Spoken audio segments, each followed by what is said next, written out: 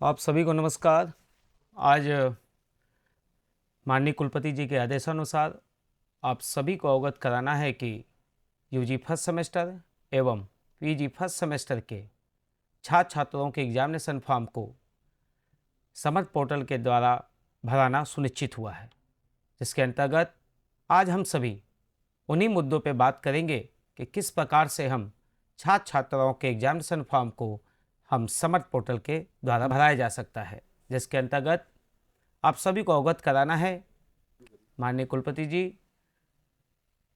ग्रामीण इलाकों के बच्चों को देखते हुए, इंटरनेट की असुविधा को देखते हुए समर्थ पोर्टल पे जो एग्जामिनेशन फॉर्म भराना है उसको और ही ज़्यादा सुचारू एवं साधारण बनाने के लिए, ईजी बनाने के लिए इस प्रक्रिया को दो पार्टों में विभाजित किया है, जिसके अंतर्गत पहला जो पार्ट है वो महाविद्यालय से संबंधित है और दूसरा पार्ट जो एग्जामिनेशन फॉर्म से संबंधित है वो छात्र छात्राओं के द्वारा भरा जाएगा।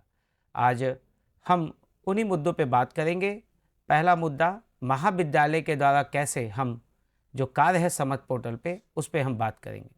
इसके अंतर्गत सर्वप्रथम जो महाविद्यालय के कार्य हैं उसके अंतर्गत हम सर्वप्रथम महाविद्यालय अपने समर्थ पोर्टल पे जाकर लॉगिन करेगा।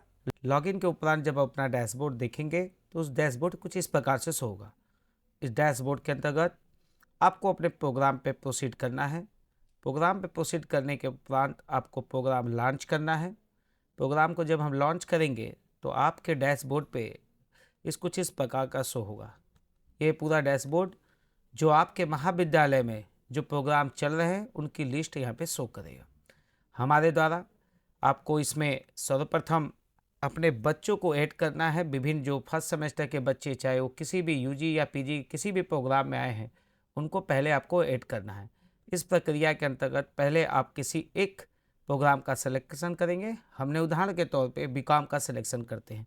बीकॉम के इस तरफ आप देखेंगे लेफ्ट हैंड साइड में ये आई बटन का दिखेगा। इस आई बटन पे क्लिक करेंगे तो इस प्रकार का डैशबोर्ड शो होगा। इस डैशबोर्ड के अंतर्गत आप सेमेस्टर 1 को क्लिक करेंगे। सेमेस्टर 1 को क्लिक करेंगे तो इस प्रकार से दो पार्ट दिखेंगे, जिसमें आपको बैच एंड सेक्शन पे क्लिक करना है। बैच एंड सेक्शन पे क्लिक करने के उपरांत आपको ये सेमेस्टर 1 दिखेगा। सेमेस्टर 1 के आई बटन में वापस आपको क्लिक करना है। जैसे ही क्लिक करेंगे आपको स्टूडेंट का एक डैशबोर्ड सामने दिखेगा ऑप्शन। इसमें आपको सर्वप्रथम एड स्टूडेंट करना है। एड स्टूडेंट में आप क्लिक करेंगे।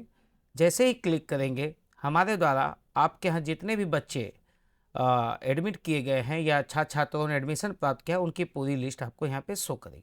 इसमें आपको चाहेंगे तो आप सभी एक साथ इस क्लिक बटन पे क्लिक करेंगे और सभी बच्चे एक साथ सेलेक्ट होंगे और एड स्टूडेंट पे क्लिक करेंगे। सभी बच्चे जो भी छात्र छात्रा आपके उस प्रोग्राम में स्पेसिफिक एडमिशन प्राप्त किए वो ऐड हो जाएंगे। मैं यहाँ पे आपको एक सिंगल दिखाऊंगा जिससे आपको पता चल सके कि कैसे प्रक्रिया करनी है। इसके अंतर्गत ये चौथे नंबर पे जो स्टूडेंट है हमने वहाँ पे क्लिक किया और क्लिक करने के उपरांत फिर से हमने ऐड स्टूडेंट का बटन दबाया। यहाँ पे आपसे मांगेगा कि क्या आपके द्वारा आप रेडी हैं इसको, तो आप ऐड कर दीजिएगा। जैसे ही ऐड करेंगे आपको कुछ इस प्रकार से डैशबोर्ड सामने वापस आ जाएगा 1 बाय 1 में। अगर आपको अब इसके बाद जो प्रक्रिया है कि आपको देखना है कि वो बच्चा हमारे मूव किया कि नहीं, आप वापस अपने पोर्टल पे जाएंगे और बैक जाने के बाद जो स्टूडेंट का जो डैशबोर्ड दिख रहा था उस पर व्यू स्टूडेंट क्लिक करेंगे। जैसे ही व्यू स्टूडेंट क्लिक करेंगे ये सामने आपने जिस बच्चे को लिया है ये देखिए अमन गुप्ता जो था यहाँ पे शो हो रहा है। यहाँ पे आपको ये प्रक्रिया ऐड करने वाली समाप्त होती है।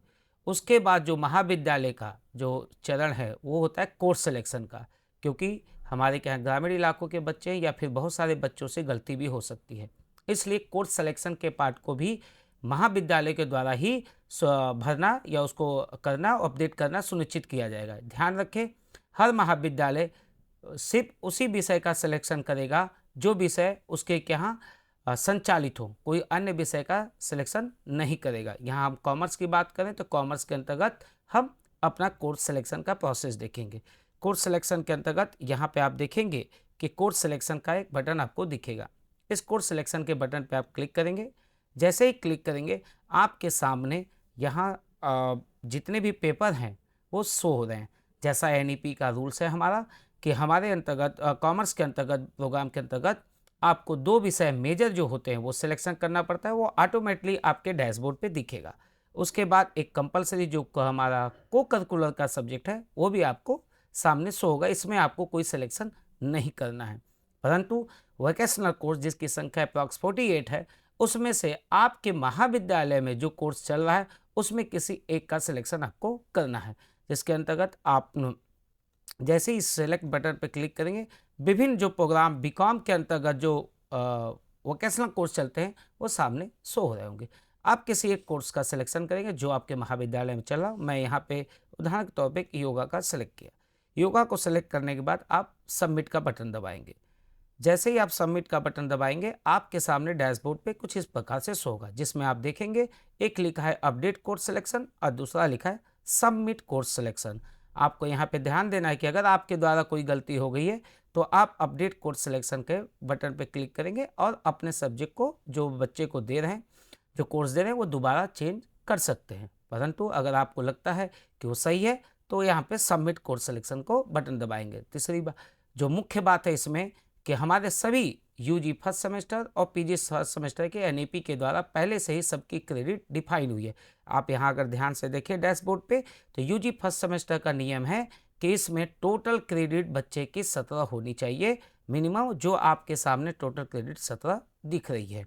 अगर ऐसा नहीं होता तब भी आपका कोर्स सिलेक्शन पूर्ण नहीं माना जाएगा। किसी को भी इसमें समस्या हो तो महाविश्वविद्यालय संपर्क करें। उसके बाद इन सभी चीज़ों के बाद जब आप पूर्णतः सत्य हो जाए कि नहीं सब सही है, तो आप यहाँ पे सबमिट कोर्स सिलेक्शन के बटन पे क्लिक करेंगे।